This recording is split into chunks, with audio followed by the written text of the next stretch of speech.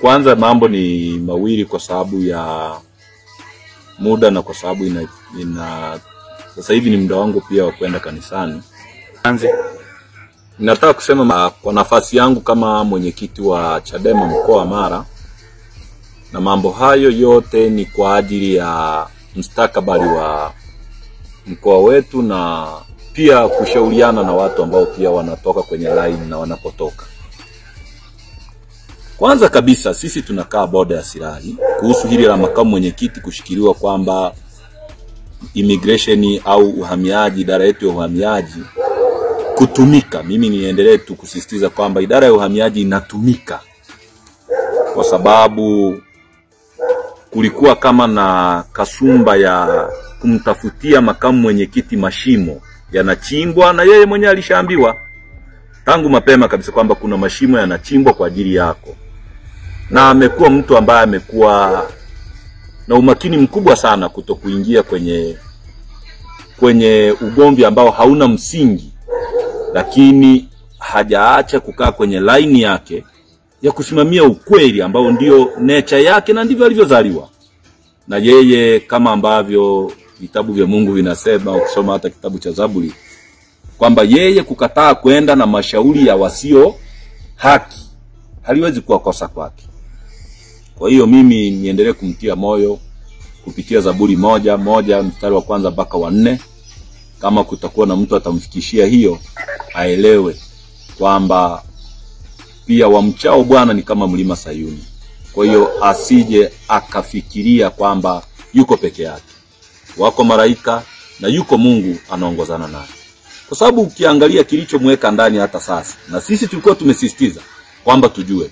Tunashukuru Mungu kwamba tumejua aliko. Sasa jambo la pili ni kwamba usalama wake na uhai wake ni jambo la msingi, wala hilo halina negotiation. Kwetu sisi kuhusu usalama wa makamu mwenyekiti wa chama halina negotiation. Sababu hatuwezi kuona tu watu siku hizi wanaamka tu wanachukua maisha ya watu wengine kama kuku, ya kwao ndio ya watu. Kwa hiyo sikutaka kwenda mbali kwenye hili. Ninachojua mimi kilichomweka ndani makamu mwenyekiti wetu ni phobia. Yaani kuna kitu kwenye psychology inaitwa phobic disorder. Yaani watawala wameshakuwa na phobia. Wao wenyewe wamekuwa na hofu ya kitu chao hicho walichounda kinachoitwa uchafuzi wa tarehe 29. Sasa wakikuona tu hata usoni, kama wanaona dimina yako haiendani na hiyo jina na hii waliotengeneza ambayo sisi tunaiita ni najis, wanaona huyu atunzwe, huyu atekwe, huyu afanywe hivi. Kwa hiyo wana phobia kubwa sana. Electrophobic ndio kinachowasumbua wao. Lakini imani ni kwamba sisi hii vita tunaye Kristo Mungu, na tunaamini hii vita atashinda yeye. Hilo la kwanza. La pili, kuhusu hili la ndugu yangu Wenje ambao umeniuliza sasa, sikutaka kumzungumza na wala sihitaji kumzungumza kwa sababu ya ukweli kwamba mimi binafsi na yeye au familia yangu na yake tulishavuka level ya vyama. Mama yake ni mama yangu. Tunazungumza rutini yetu ya maisha yetu na maisha yake ni maisha ya familia. Sasa labda tu ni mshauri, kwa sababu sizuiliwi kumshauri kaka yangu, mdogo wangu, dadangu au mtu yeyote yule. Hata katika maandiko matakatifu kusoma kitabu cha Mithali ni kwamba hata fimbo umrudi hata mtoto mtukutu. Wenje anaingia kwenye msitu wa niite labda msitu wa kipumbavu ambao ili aje kutoka kwenye ule msitu atakuwa amegharimu sana watu wengi. Atakuwa amegharimu mpaka watoto wake jina, kutanishi jina lake kwa kiwango ambacho hata siwezi kukielezea. Nikirejea hili jambo ambalo amelisema jana nafikiri mimi sifuatilii sana hayo mambo.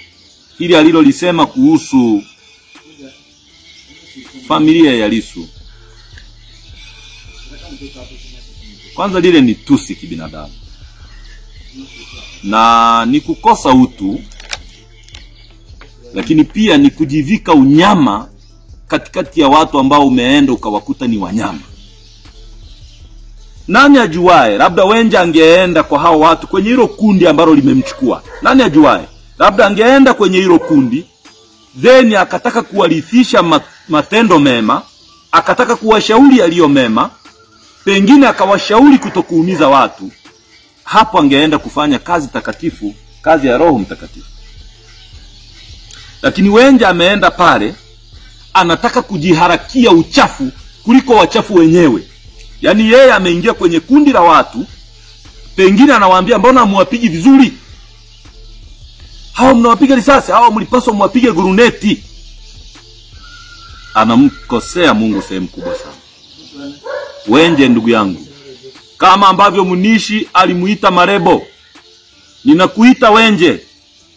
Ninakuita Wenje ndugu yangu, Wenje, ndugu yangu Wenje. Kama Munishi alivyomuita Marebo ndugu yake. Acha kutumika kuumiza watu. Acha kutumika kuchafua image ya wanamkoma. Acha kutumika kuchafua image ya wanamichire. Acha kutumika kuchafua image ya watu ambao ni watu maalum katika harakati za mageuzi East Africa, Wajaruo, ambao ni kabila linaloheshimika lenyewe tulishajiheshimisha kama kabila. Acha kutumika kuwachafua. Kama umeamua kukaa upande huo, ni haki yako ya msingi. Lakini kaa huko kama ulitumwa na Mungu. Kama ulivyosema juzi, mara umtaje Hezekia, nilikuwa nakusikia, mara unamtaja nani, pengine ulikuwa unaruka tofauti na maandiko matakatifu yanavyotaka. Usiokote vifungu unavyoona vinakufurahisha wewe. Unapokula na mfarume, usiwe na papara hiyo ulionayo Wenje. Kwa mfano, una sababu gani kumwaccuse mke wa Tundu Lissu? Mfano tu nikuulize kama ndugu yangu, mfano rahisi tu. Una sababu gani Wenje kumwaccuse mke wa Tundu Lissu? Unafahamu mapito aliyopita mke wa Tundu Lissu? Mpaka sasa tangu mwaka 2017. Ambaye yule ni dada yetu. Licha tu ya kumheshimu kama mke wa Tundu Lissu, ulipaswa umheshimu kama Msuvati, mtu wa nyumbani. Kama ambavyo mtu mwingine anaweza kumheshimu huyo ambaye uko naye kumfurahisha hapo, kwa sababu ni dada yake, ulipaswa umheshimu mke wa Tundu Lissu. Kitendo cha kumchukua mke wa Tundu Lissu, kumuingiza kwenye ugomvi wako, kutaka kumzungumza ili onekane unajua kuzungumza, mimi nakushauri achana na hiyo tabia. Kwa sababu mbili, Tundu Lissu hawezi kujitetea kwa sababu yuko kwenye kuta 4 kama alivyokuwa Mtume Paulo kwenye kuta hizo ndefu na minyororo mikubwa. Hana uwezo wa kujitetea, Mungu maskini wa Mungu kwa sasa. Lakini mke wake unataka kujibu. Alafu la tatu, ni nini kinakusukuma kuingilia maisha binafsi ya mtu?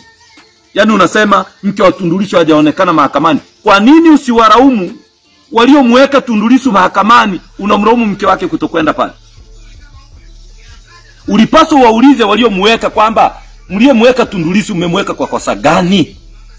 Unayemtukana mke wa Tundu Lissu kibinadamu, umtendei haki. Unamkosea Mungu, unamkosea yule mama, unawakosea watoto wake. Kwa sababu wale watu wametengenezewa kitu kinaitwa forceful mobility. Forceful mobility. Yaani wametawanywa pasipo kupenda. Kama ambavyo watu wengi saizi kwenye familia zao wametawanywa pasipo kupenda. Kuna watu wengi wanatafuta wazazi wao, watoto wadogo kabisa. Kuna wazazi kama ambavyo nimemuona mama juzi, maskini wa Mungu, ametoka hospitalini moja kwa moja kwenda kumtafuta mtoto wake. Kuna mama yake Polepole, maskini wa Mungu, tunamuona pale anajivuta kumtafuta mtoto wake. Mama yake Mdude, dada zake na ndugu zake.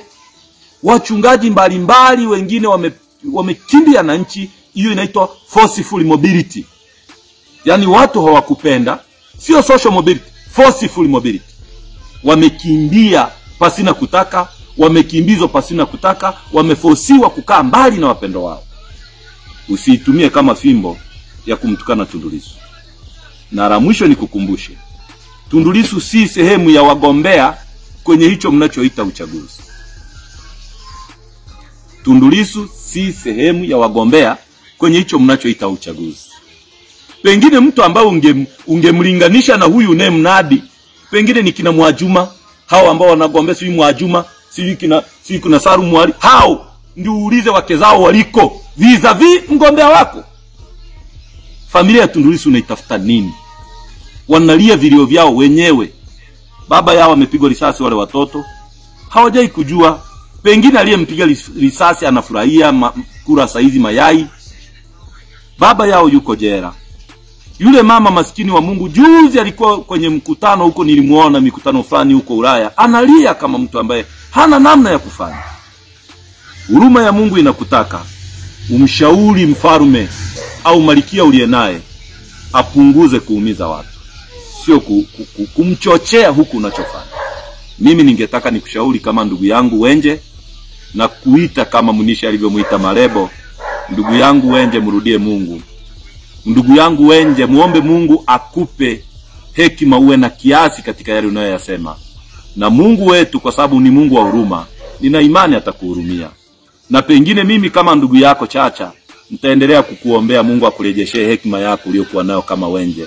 Usimuumize mama pale Michire, na usituumize ndugu zako wengine, hata tukaona aibu hata kuposti picha tulizowahi kuishi na wewe katika wema, kwa sababu tu kwamba unataka kufurahisha watu.